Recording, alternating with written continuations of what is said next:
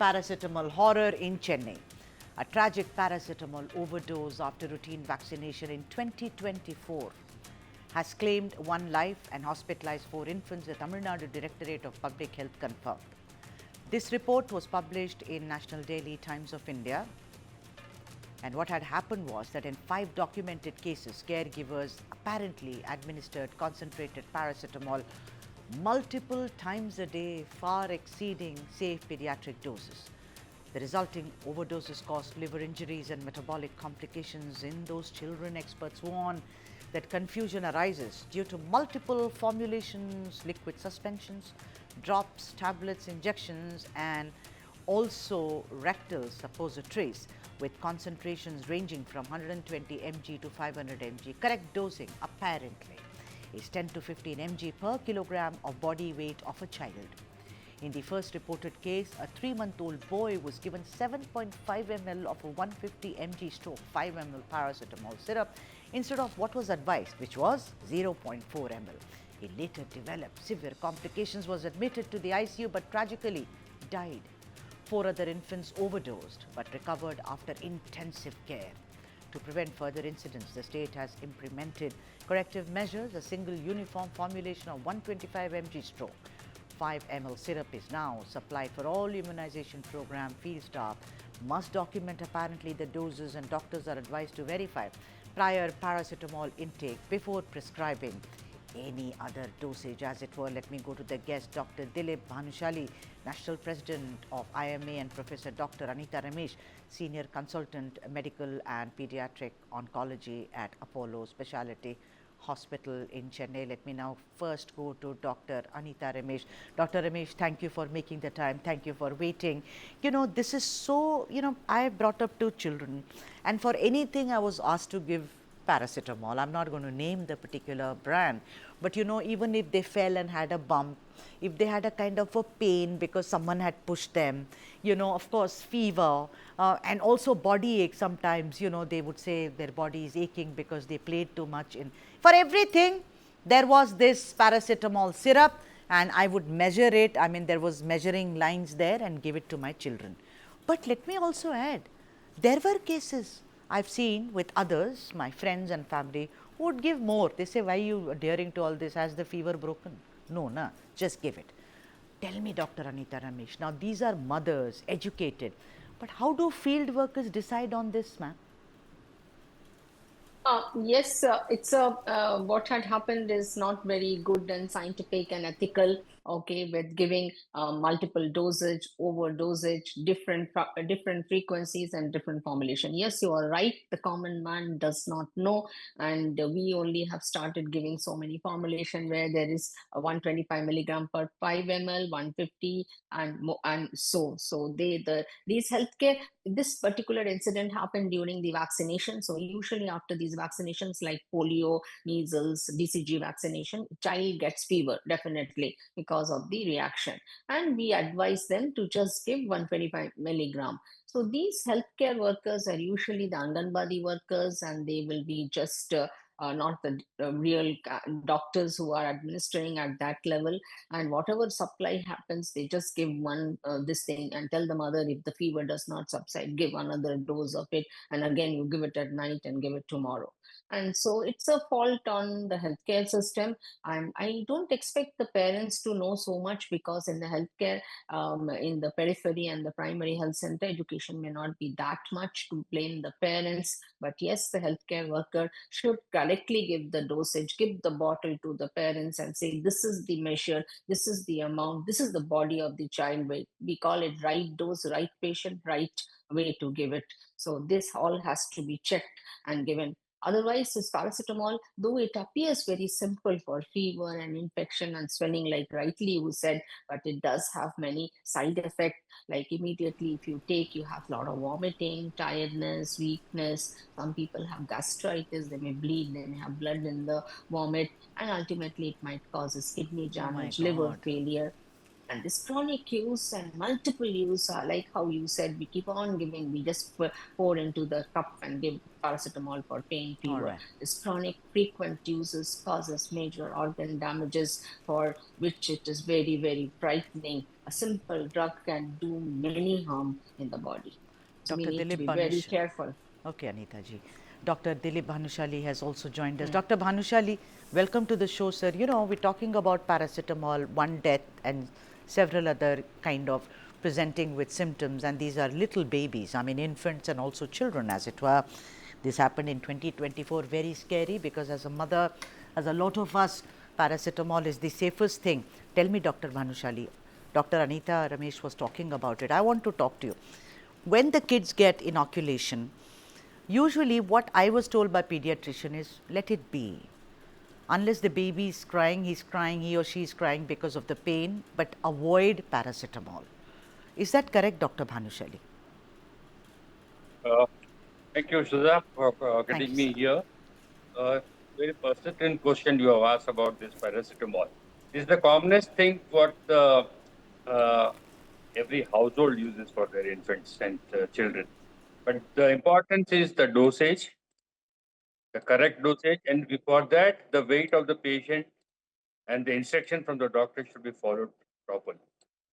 See, it can't be say 10 to 15 milligram per kg body weight is the ideal this thing, and it should not be given more than 4 times in 24 hours.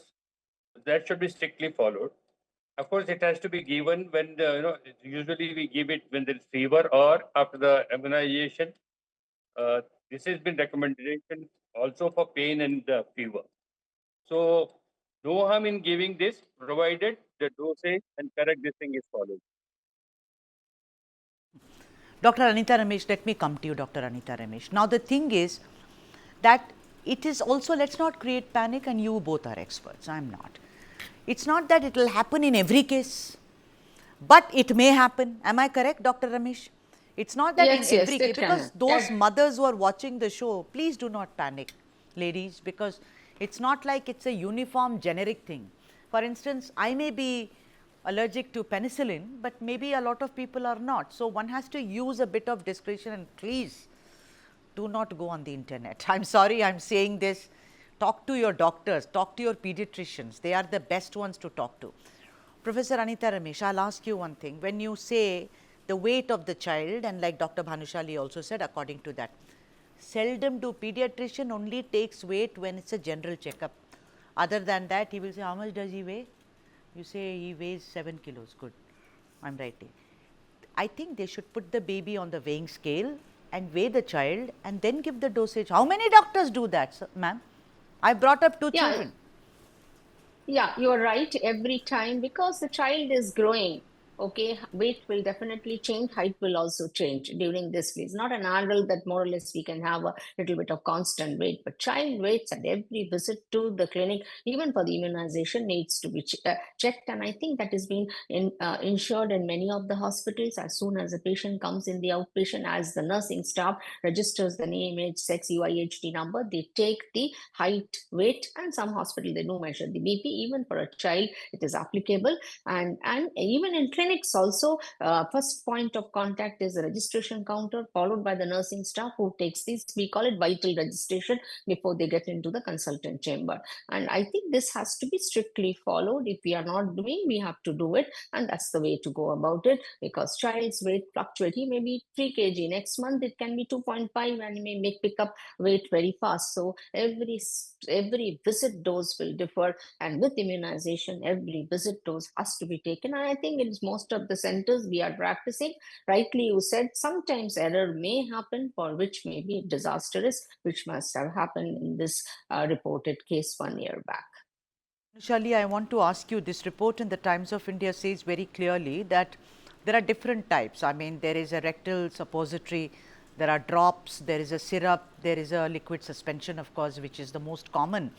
They say that you have to, you know, the range varies from 120 mg to 500 mg.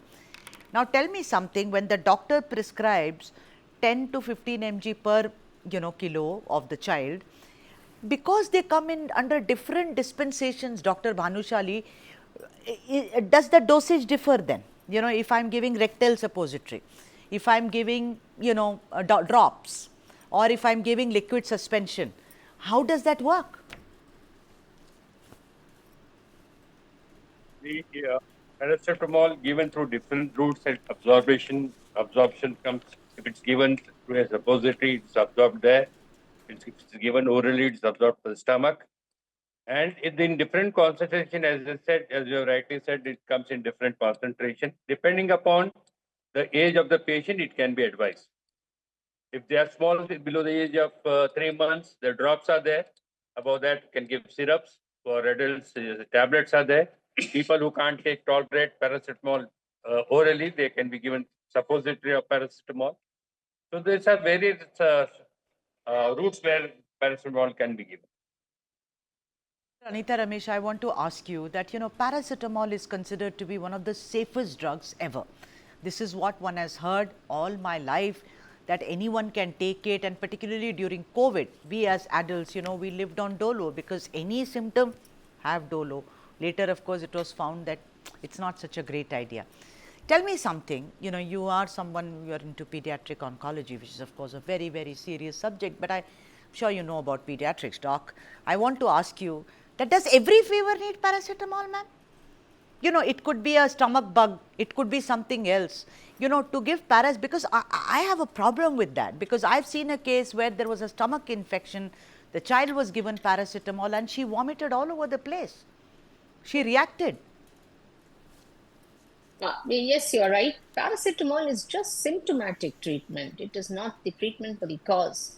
Cause can be anything, any sort of infection. It can be sometimes these flus, even that's what you have mentioned earlier in your talk, that during vaccination, we really don't need, until and unless the child has very high fever, is crying whole night, then only you give paracetamol. So paracetamol is not to be the drug, not to be misused, it to be given when the symptom controls are needed. The child is crying, severe pain is there, we give this, or the fever is very high, because if the fever reaches too high, child may have febrile convulsions. So these areas may there, but it is not mandatory for every and each and everything that paracetamol is needed.